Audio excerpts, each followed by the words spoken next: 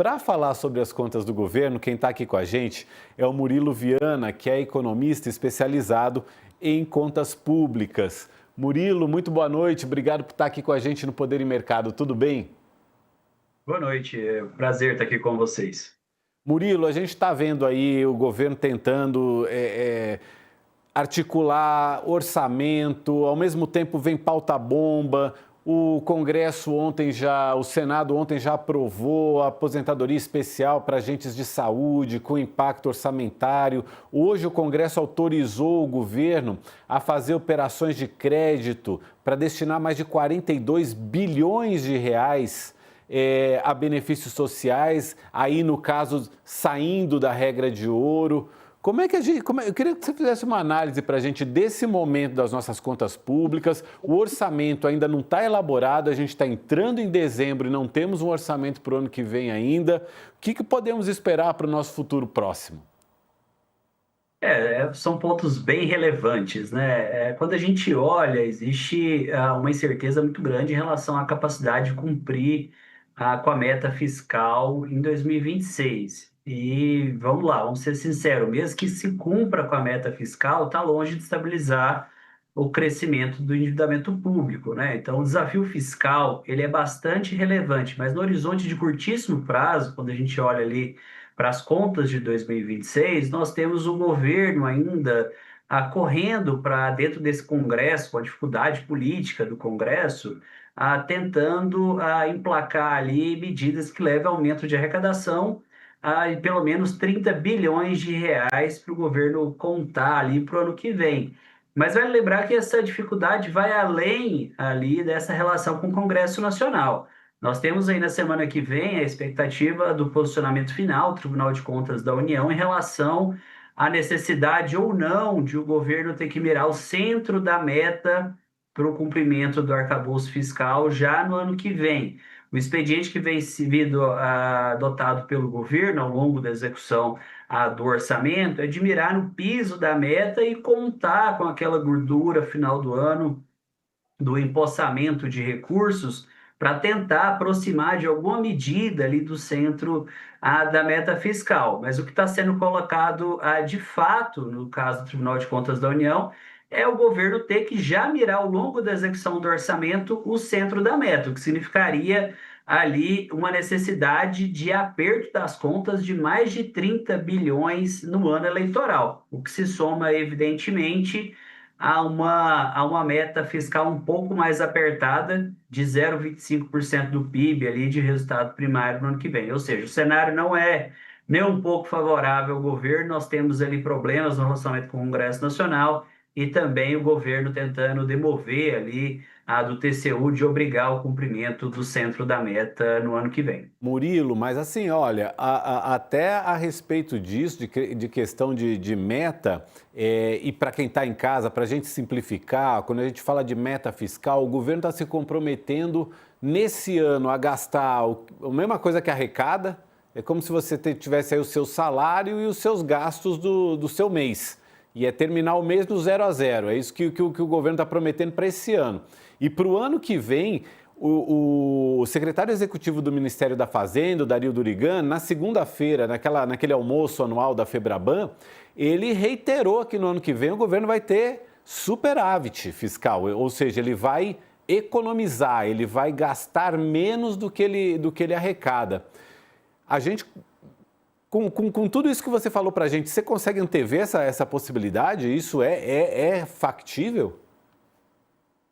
Olha, na verdade, quando o governo fala que vai entregar um resultado 0 a 0, isso é uma meia verdade, né? Por quê? Porque tem ali uma série de exclusão de despesas da chamada meta fiscal. Então, o governo tira ali para uma decisão do STF, até de uma decisão de uma trabalhada que deu no último mandato presidencial em relação à limitação das despesas de precatório, o STF depois autorizou o pagamento do excesso precatório por fora da regra fiscal, mas que no frigir dos ovos impacta a dívida pública, né? Nós temos ali também indenizações para os aposentados que foram afetados ali pelo escândalo INSS, nós temos agora também para contemplar um orçamento para os militares que estão preocupados com o cenário geopolítico mais desafiador e alega que precisa de recursos para poder investir em maquinário, em armamento, entre outras frentes de despesa,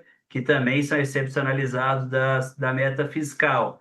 E mais do que isso, quando a gente olha para a despesa do governo, o correto, depois de tudo, ainda é o governo ter alguma sobra no seu gasto, digamos assim, no linguagem mais popular, no seu gasto corrente, para fazer frente àquelas obrigações financeiras que ele tem decorrente do endividamento do Estado, né? Então, o que acontece é que na verdade, nós temos uma taxa de juros elevada, um custo de dívida elevado e o governo ainda assim não está conseguindo levar um resultado em que as contas que não consideram juros fiquem no zero a zero, né? Então, o desafio é bastante relevante no horizonte não só de 2026, mas no horizonte de médio prazo para tentar aí levar a estancar o crescimento da dívida pública.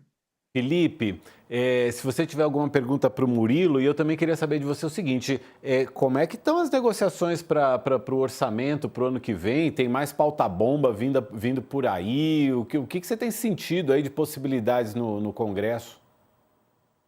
Não tem nada de pauta-bomba ainda no cenário, mas a gente sabe que quando é preciso alfinetar o governo, tiram-se coisas da gaveta. Um exemplo, como você citou, é a aposentadoria especial para os entes de saúde, que, de acordo com os municípios, é um gasto a mais de 103 bilhões num universo de um déficit, num rombo da Previdência já que está em 1,1 trilhão. E eu tenho sim uma pergunta, só que antes eu queria contar duas coisas que eu ouvi sobre economia aqui no Congresso essa semana. Um é que eles disseram que a promessa do Durigan para a Febraban é igual a resolução de ano novo, você faz, mas você já faz sabendo que você acha que não vai conseguir cumprir. Mas também que ele não podia chegar lá na frente dos donos dos bancos e dizer que ele não vai fazer. E a outra pergunta tem a ver com uma outra anedota que eu ouvi aqui no Congresso, que eles disseram que para 2027 o cenário é tão ruim que quem ganhar a eleição devia dar o direito para o vice, ou quem perdeu o segundo lugar, ser obrigado a assumir, porque vai ter que ser feito cortes e cortes impopulares.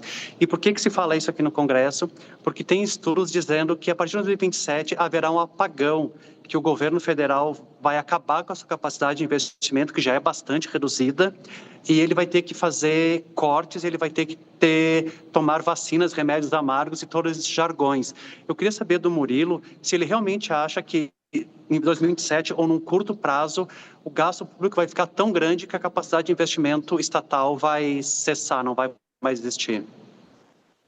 Isso faz total sentido, né? O que acontece é que as despesas obrigatórias do governo acabam crescendo num ritmo bastante relevante. Nós temos ali também, além do cenário já de dificuldade de curto prazo, nós temos um problema de médio prazo dificílimo de equalizar, que é o próprio processo do envelhecimento da população, que leva a uma diminuição da força de trabalho que está ali contribuindo com a Previdência, mudança no mercado de trabalho e, portanto, também nas formas de contribuição para a Previdência. Do outro lado, o envelhecimento mais rápido, fica mais pessoas recebendo, seja o benefício de prestação continuada, seja a própria Previdência, seja os próprios benefícios da Previdência, portanto, aumentando ali o déficit dessa rubrica e outras despesas também com saúde, que aumenta a complexidade, diversos tipos de despesa. Nós temos também uma trajetória, quase um moto contínuo em diversas linhas de despesa do governo, que entra governo e sai governo, tem dificuldades políticas de poder fazer um freio de arrumação, né? O que acontece é que vai chegar 2027, de fato, a capacidade das despesas discricionárias e do governo, qualquer que seja, a tentar criar suas próprias políticas públicas para dar o próprio contorno de governo, vai ficando mais limitado, né? Então, precisa se pensar de fato numa reforma estrutural, mas nós sabemos que também não depende somente de quem está com a caneta ali na presidência da República. Cada vez mais o poder está deslocado para o Congresso Nacional e esse Congresso Nacional também não se mostra favorável à adoção de medidas de responsabilidade fiscal ou um pensamento de sociedade, um pensamento de Estado de solidez de médio prazo. Esse é um excelente ponto,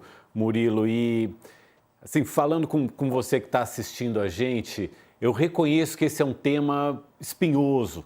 Esse não é aquele tema legal de discutir no almoço de domingo, contas públicas, né? A gente gosta de falar de política, né? Da polarização, quem é que tem razão, quem é que não tem.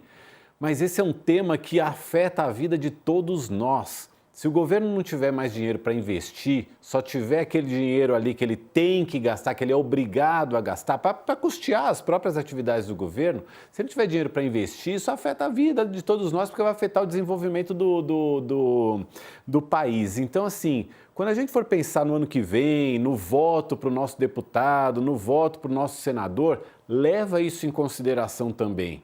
Contas públicas, isso é importante para todos nós, porque é nosso dinheiro que está lá. Quando a gente fala de contas públicas, parece uma coisa assim etérea, né? Mas não é. É o nosso dinheiro que está lá. É isso, é como está sendo administrado o nosso dinheiro. Agora, Murilo, tem um outro ponto das contas públicas que se fala pouco e que eu não sei se tem jeito a dar, e aí por isso que eu quero te ouvir. Em setembro, o gasto com juros do setor público, e aí estou falando de União, estados, municípios, o gasto acumulado em 12 meses chegou a 984 bilhões de reais, com juros, pagamento de juros da dívida. Não é pagar a dívida, é pagar os juros da dívida. Se a gente tirasse só 10% disso, 98 bi, a gente resolvia todos os problemas de déficit nominal do país. Tem jeito nisso, Murilo? Essa é uma questão complexa, né? Quando a gente fala do pagamento de juros, primeiro, quem detém os títulos públicos do Brasil é bem espalhado, né? Tem desde fundos de pensão, aposentados, pensionistas, instituições financeiras. E assim, a questão é mais do que quanto se pagar de juros, é montar as condições para que os juros, de fato, recuem de forma estrutural no Brasil, né?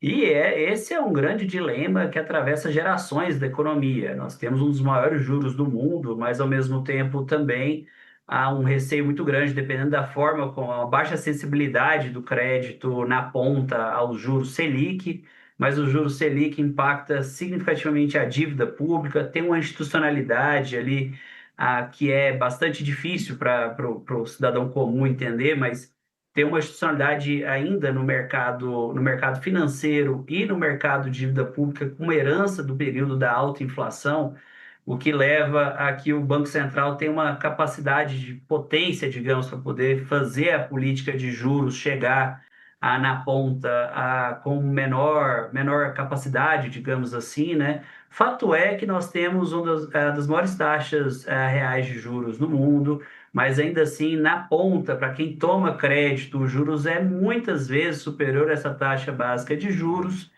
e a economia, nos trancos e barrancos, ainda é pouco sensível a um juros tão alto, né? Então, é uma equação bastante difícil. Murilo Viana, muito obrigado pela sua disponibilidade. Volte sempre aqui ao Poder e Mercado. Uma boa noite para você. E eu que agradeço. Muito obrigado.